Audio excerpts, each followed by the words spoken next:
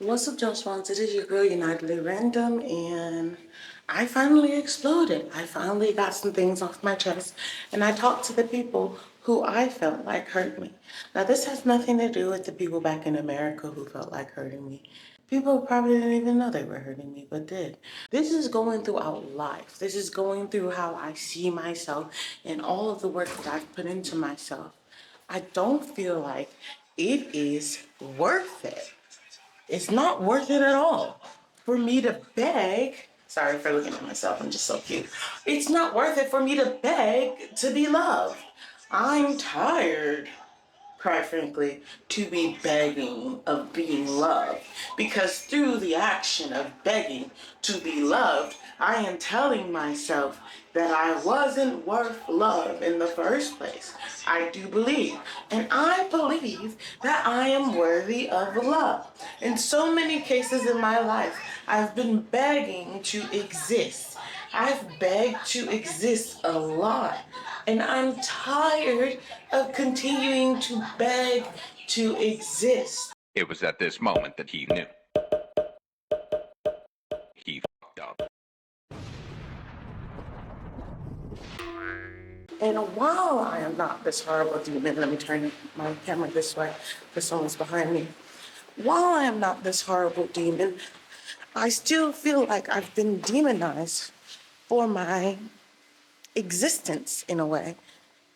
I've been demonized by how I've shown up, and I've been used by how I show up. Because at the end of the day, I showed up with a lot of love. I showed up with a heart on my sleeves. I showed up wanting genuine connection.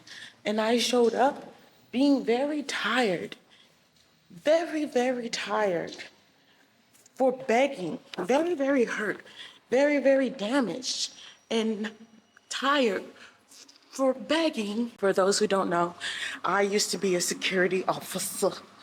I was a security officer for Allied Universal.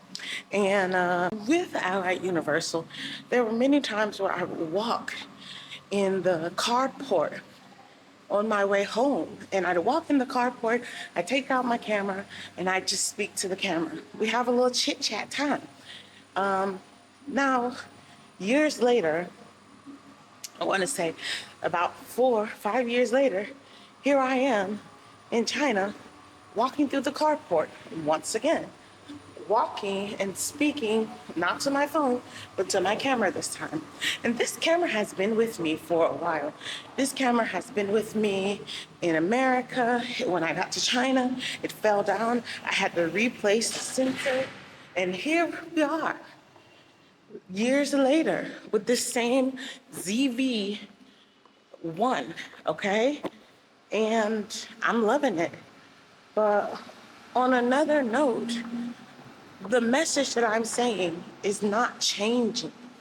The message that I've said consistently and haven't lived up to is I believe that I am deserving of much more than what I have received.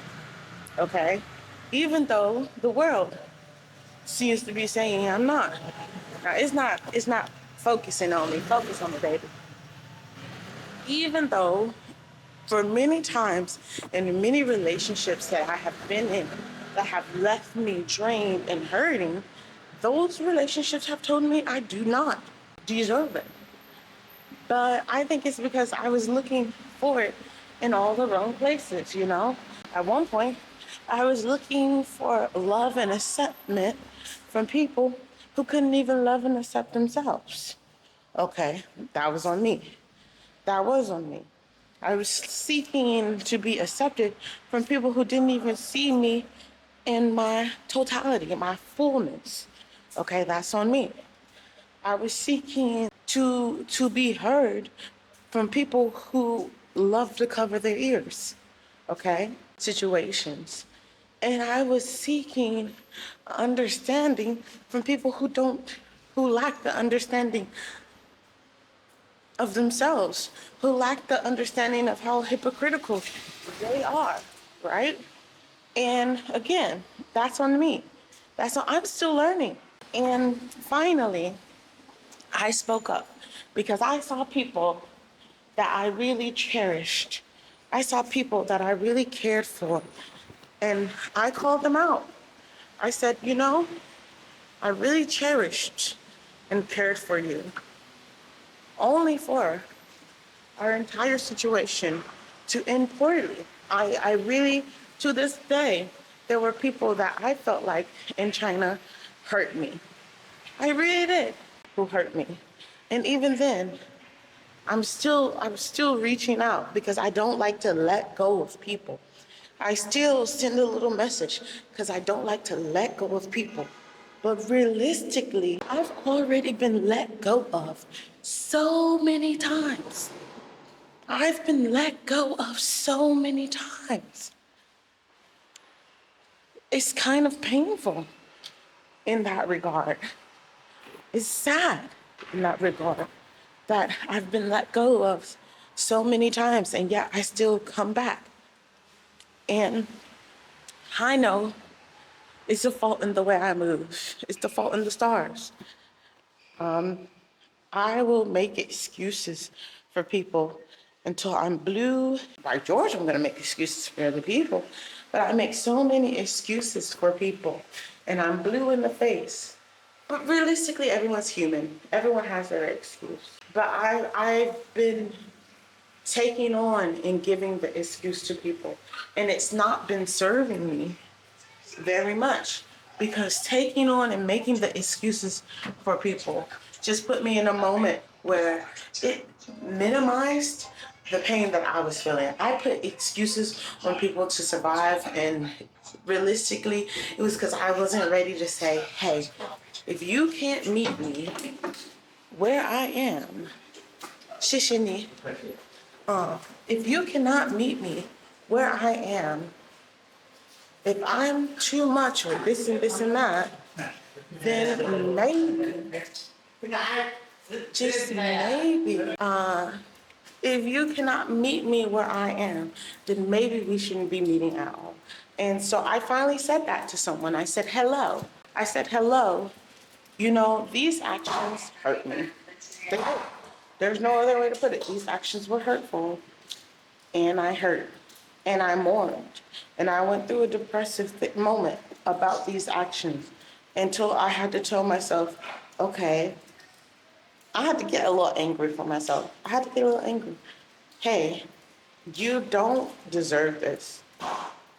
And the reason that you keep finding yourself in these patterns is not because you deserve these patterns, but because you're not communicating your boundaries. You're not sticking to it. Even though you say something, you still, I told someone, you know, there was a wall and I felt like I shouldn't have to beg and I pulled back. And when I pulled back, you guys never reached out because the wall was already there. If the wall wasn't there, it wouldn't have been a whole year since we saw each other again, okay? And it wouldn't be a little awkward when we see each other again, okay? Our locals, you have family, you have friends, you know my story. My story didn't change. Like, I told them that it was unfair to push me away because of another situation. And you know, after I said it, I was okay, completely fine with the relationship ending. Completely fine, because that's what this relationship deserves. It deserved an ending. It was my closure, to be honest. Oh, I need to get in the car. But me seeing that message was my closure. I'm telling them, hey, I don't believe I deserve what I was given. And okay, we talked about spending time together and interacting with each other and doing something more with each other. But if you don't see that I didn't deserve that, then you can just stay away. You can stay away. That's what I told them, stay away. And you know what? They both responded back and said, you're right. You didn't deserve that. And I don't want to stay away from you. You are a good person, and I would want to spend more time with you. We don't have to go to being strangers. And I said, okay. So we shall see. Because even when you have that conversation, even when you set the boundaries, even when all this and this and that, at the end of the day, we still could just go back to being strangers.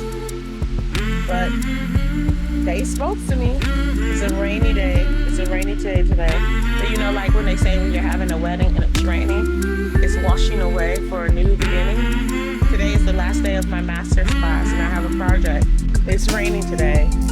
We're gonna start a new beginning. I swear to you, because I'm deserving of a new beginning. I really am. And you guys are gonna see it. And you guys are gonna be proud of me, no? I think I deserve it a lot. Anyway, much love and positive vibes, and I hope to see you guys again next time. Like, subscribe if you haven't already, and let me know about any thoughts you might have about what I had to say. And also, if you've been to a situation that was similar, where you realize that really the problem was you. Excuses. The problem was you hurt yourself in a way that people didn't even need to hurt you. So yeah.